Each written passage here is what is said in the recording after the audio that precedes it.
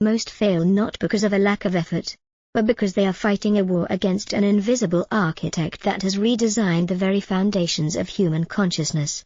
Imagine a world where the sun still rises and the trees still sway, but the children have vanished from the physical earth, their bodies remaining like hollowed husks in bedrooms while their spirits are siphoned into a digital ether. This is the Great Rewiring, a psychological catastrophe of such magnitude that it has effectively ended the epoch of play-based childhood and ushered in the phone-based childhood. The narrative of the modern generation is not one of progress, but of a profound spiritual and neurological displacement. In the years following 2010, a silent bell tolled, signaling the arrival of the smartphone and the front-facing camera, tools that were marketed as instruments of connection but functioned as high-frequency disruptors of the adolescent soul. Jonathan Haidt portrays this shift not as a gradual change, but as an abrupt migration of a whole species into an environment for which it was never evolved. The story begins in the lost paradise of the neighborhood street, where the adventurous child once roamed. This archetype learned the nuances of social dynamics through the rough and tumble play of the real world. They navigated physical risks, resolved conflicts without mediators, and developed the anti-fragility required to withstand the inevitable storms of adulthood. But a paradox emerged. As the physical world became safer than ever, society became gripped by a hysterical safetyism. Parents, fueled by a 24-hour news cycle of rare horrors, began to overprotect children in the physical realm. They fenced in the playgrounds and monitored every footstep. This created a vacuum of experience, a stunted psychological growth where the individuation process was stalled. The narrative then takes a dark turn. While we were hypervigilant about the physical scratches of a playground, we left the back door of the digital world wide open. We handed the anxious generation a portal to an unregulated, algorithmically driven underworld before their prefrontal cortex had even begun to solidify. The transition from real world to virtual world is described as a catastrophic loss of four fundamental pillars of human development. First, the loss of social interaction in the meet space, the subtle language of the eyes, the micro-expressions of the face, and the physical presence that demands empathy were replaced by the binary coldness of likes and comments. The protagonist of this tragedy, the modern teenager, now exists in a state of perpetual social comparison. The analysis here is chilling. The human brain is not wired to be judged by thousands of strangers simultaneously. By moving childhood onto a screen, we have stripped it of its synchronic nature, where people are present in time together, and replaced it with an asynchronous nightmare where every word is recorded and every mistake is permanent. This is the birth of the performance self, a persona that must be curated and maintained at all costs, leading to a profound alienation from the true self. The second pillar to crumble was sleep. The narrative depicts a generation bathed in the blue light of the infinite scroll, their circadian rhythms shattered by the dopamine hits of midnight notifications. Sleep is the alchemical crucible where the day's traumas are processed and the brain is cleansed. Yet the phone has become a thief in the night, stealing the very restoration required to combat anxiety. Third, we witness the fragmentation of attention, the deep work of the soul. The ability to sit in silence or to focus on a single difficult task has been replaced by the attention economy. Algorithms designed by the world's most brilliant engineers are weaponized against the developing mind, creating a state of continuous partial attention. The youth are no longer the users of technology, they are the product being harvested. Finally, there is the fear of missing out, FOMO, which has been scaled to a global level. The child no longer compares themselves to the peer next door, but to the top 0.1% of the world's beauty and wealth, creating a permanent state of perceived inadequacy. The gendered nature of this crisis provides a gripping subplot in Haidt's retelling. For the girls, the digital world is a visual coliseum. The rise of the front-facing camera transformed the experience of being a young woman into a constant audition for a role that doesn't exist. The narrative traces the spike in self-harm and depression to the precise moment that social media platforms moved from being tools of communication to tools of broadcast. The psychological analysis reveals that girls are more susceptible to the relational aggression found on these platforms, the subtle shaming, the exclusion, and the obsession with appearance. They are trapped in a hall of mirrors where every reflection is distorted by a filter, leading to a dysmorphia of the spirit. The tragedy is that the more they seek connection through the screen, the more isolated they become in their physical bodies. For the boys, the story is one of withdrawal and emasculation. While the girls were being pulled into the social vortex of the screen, the boys were being siphoned off into the virtual hero's journey of gaming and the numbing abyss of pornography. The narrative describes a generation of young men who have lost the drive to compete in the real world. Why struggle to find a partner or a career when the brain can be flooded with the dopamine of a digital victory or a simulated intimacy? This is the archetype of the lost hunter, the one who has forgotten how to track the prey in the forest because he is obsessed with the icons on his map. The analysis points to a failure to launch, where the transition into manhood is delayed indefinitely because the virtual world provides a safer, easier alternative to the risks of actual living. The result is a quiet crisis of purposelessness, a hollowed-out masculinity that fears the agony of the real. The script then moves into the ecological collapse of the school environment. The narrative describes the classroom not as a temple of learning, but as a battlefield of distraction. The presence of the phone in the pocket, even when silenced, acts as a cognitive drain, a persistent pull on the executive function. The social fabric of the schoolyard has been torn. Instead of children playing and talking, we see rows of heads bowed in a digital prayer to the algorithm. The analysis emphasizes that we have inadvertently created a prison of the self, where the child is never truly alone with their thoughts, but never truly together with their peers. This lack of collective effervescence, the joy of shared physical experience, has led to a profound sense of anomie, a social instability resulting from a breakdown of standards and values. The urgency of the narrative intensifies as we reach the call to action. Haidt argues that we cannot wait for the tech giants to grow a conscience, nor can we wait for the government to move at the speed of the digital age. The responsibility falls back onto the collective will of parents and educators. This is where the story shifts from a tragedy to an epic of rewilding.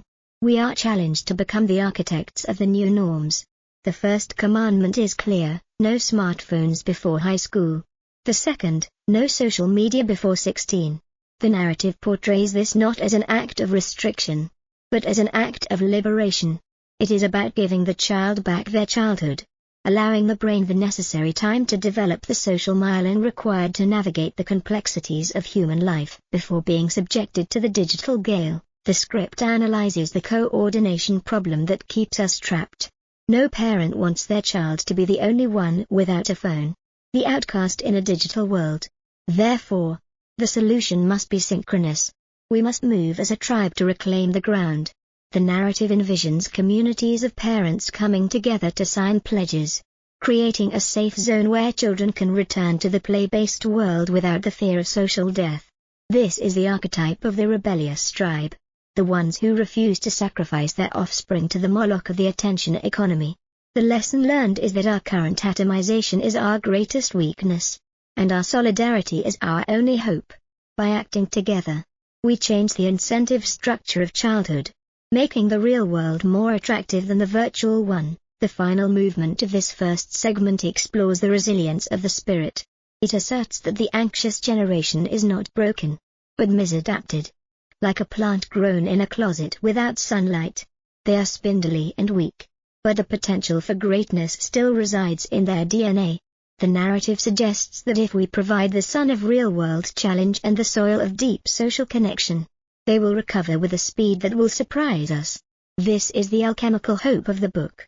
We are not just trying to stop a crisis, we are trying to initiate a renaissance of the real. The story invites the listener to stop being a passive observer of the digital decline and to become a protector of the human core. The battle for the next generation is not fought in the cloud, but in the dirt, the trees, and the unmediated gaze of a friend. The Great Rewiring reached its peak not through a single catastrophic event, but through a million tiny surrenders of human attention. This is the stage of the Great Displacement, where the fundamental activities of a healthy youth were crowded out by the addictive loops of the screen. Imagine the adolescent brain as a complex garden requiring specific nutrients to bloom: sunlight, movement, tactile struggle, and the presence of elders. Now, picture that garden being paved over with a digital asphalt that is flat, sterile, and infinitely wide. The narrative follows the hollowed-out generation as they navigate a landscape where they are hyperconnected but profoundly lonely. The psychological analysis suggests that the human spirit possesses a biological quota for physical effort and face-to-face risk. When this quota is not met, the system begins to signal a mismatched environment through the languages of anxiety and despair. The youth are not experiencing a mental illness in the traditional sense, they are experiencing a natural reaction to a supernatural environment. The story intensifies as we examine the loss of the commons. In the past, the town square, the school hallway, and the local park were the shared reality where children forged a collective identity. Now, that reality has been algorithmically fractured. Each child is fed a different stream of information, a personalized diet of outrage, vanity, and niche subcultures that alienates them from the person sitting right next to them. This is the archetype of the isolated spectator.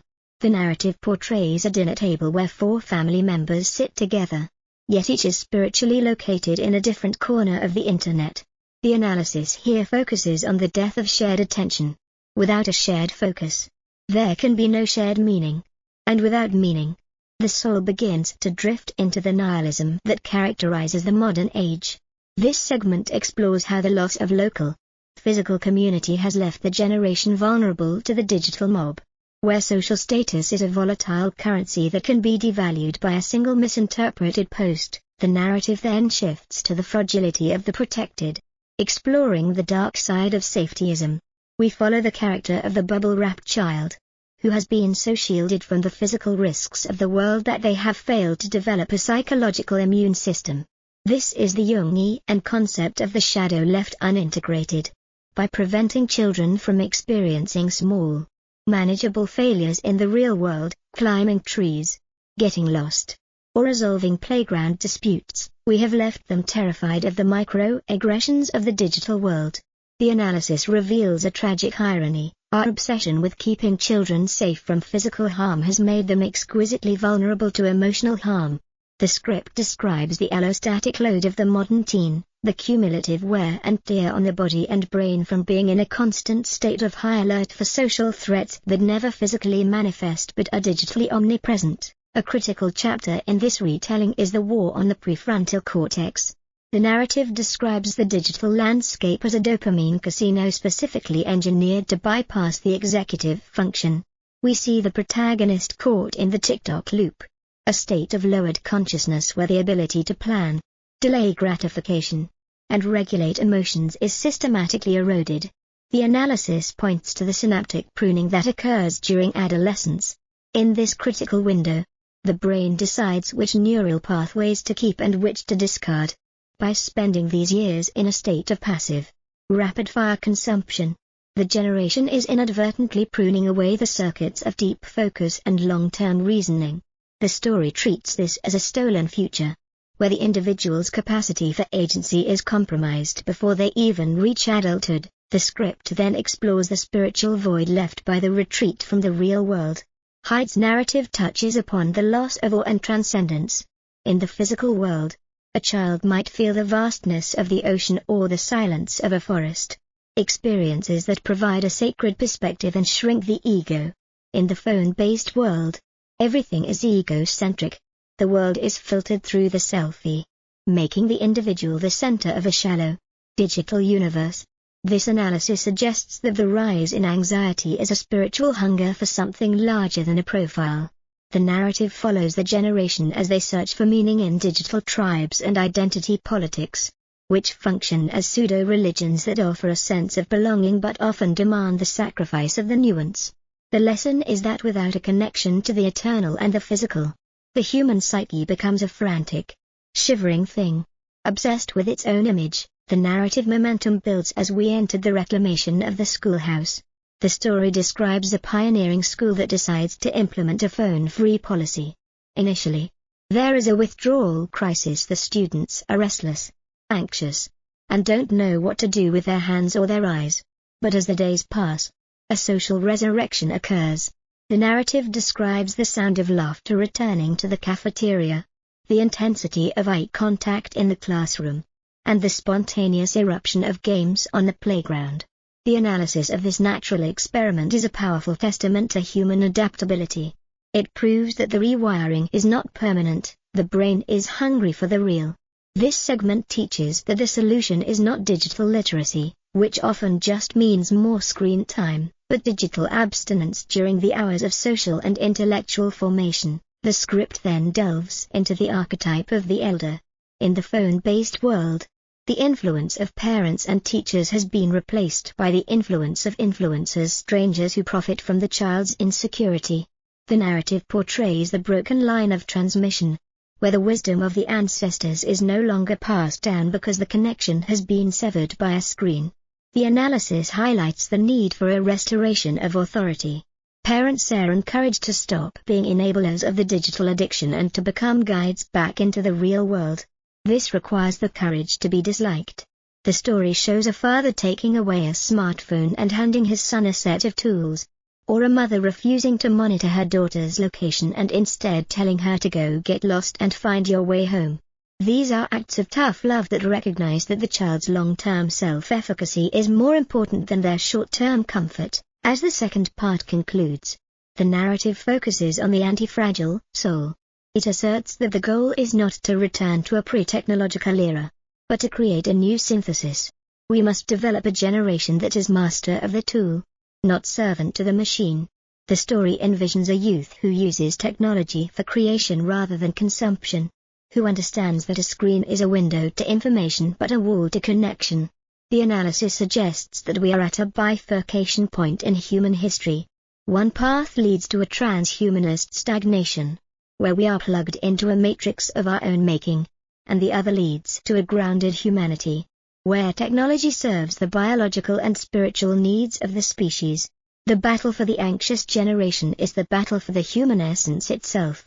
It is a call to awaken from the technological trance and to remember the glory of being meat and bone in a world of physical gravity and social heat. The second part of the narrative ends with a vision of a rising tide of communities who are beginning to wake up. We see the movement of the 14 and 16, where thousands of families are collectively deciding to wait. The silence of the phone is being replaced by the noise of the living. The story suggests that we are witnessing the beginning of a great rewiring, a conscious choice to step out of the digital cave and back into the light of the sun. The momentum is building, the maps are being drawn, and the anxious generation is being invited to come home to the real world. The climax of the Great Rewiring brings us to the ultimate confrontation between the artificial interface and the primal self.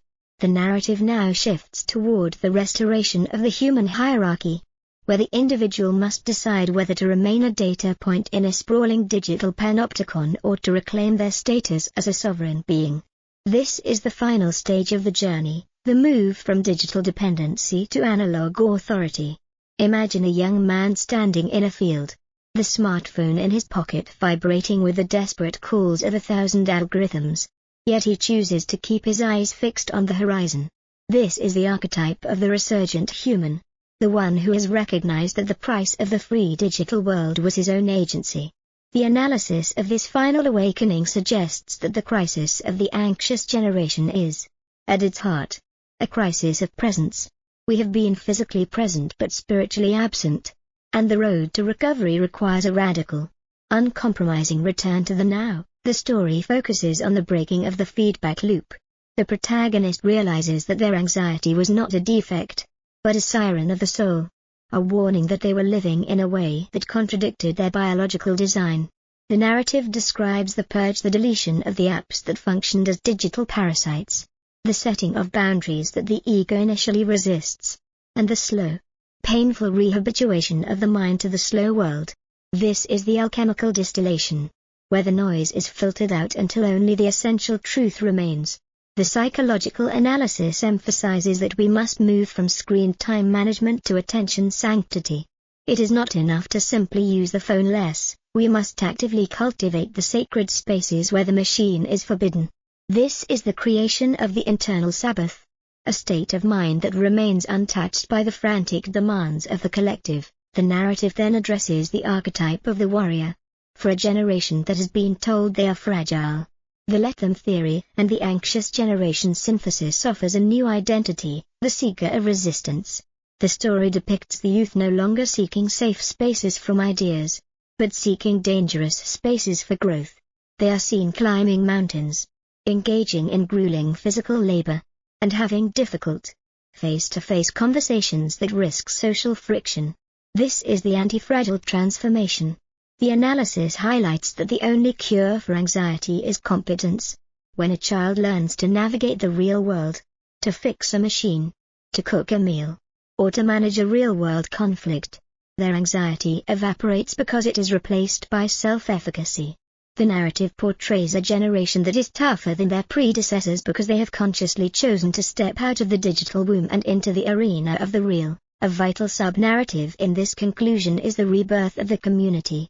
We see the coordination problem solved not by policy, but by love. Parents are shown gathering in living rooms, realizing that their collective fear was the only thing giving the tech giants power. They decide to wait together, creating a social safety net that allows their children to be offline and free. The narrative describes the new neighborhood, where doors are unlocked, and children are encouraged to go play without a GPS tracker. The analysis here focuses on the return of trust. In the phone-based world, trust was replaced by surveillance. In the recovered world, trust is a muscle that is strengthened through risk. By giving children back their freedom, we are giving them back their humanity. The script moves toward its resolution by defining the mastery of the tool. The narrative does not demand return to the Stone Age, it demands a technological maturity. We see a protagonist who uses the internet as a library, not a life. They use the phone for coordination, not validation. The analysis suggests that the goal of the anxious generation is to become digital ascetics, people who can live in the modern world without being consumed by it. They understand that the most valuable resource on the planet is human consciousness, and they protect it with the ferocity of a dragon guarding its gold. This is the individuation of a digital age, the ability to stand in the center of the technomancy and remain a person. The core message of Jonathan Haidt's work is that we have participated in a grand unintentional experiment on our children, and the results are in. The phone-based childhood is a failure. But the story does not end in despair. It ends with a mandate for change. The meaning of this crisis is a call to rewild. We must dismantle the digital cage and rebuild the physical commons. We must stop overprotecting children in the one place they are safe, the real world, stop underprotecting them in the one place they are in danger, the virtual world. The book intends to convey that we are the guardians of the threshold, and it is our duty to ensure that the next generation is grounded in the earth before they are connected to the cloud. The narrative closes with a vision of the new generation rising. They are no longer the anxious generation, but the integrated generation. They have the intellect of the digital and the soul of the analog. They are seen walking together, their phones forgotten, their eyes bright with the light of the present. They are talking, laughing, and arguing in the synchronous heat of the real world. They have survived the Great Rewiring and have come out the other side with a new consciousness. The silence is no longer a threat, it is their home. They are the masters of the machine because they have remembered what it means to be human. The future belongs to those who are present enough to claim it.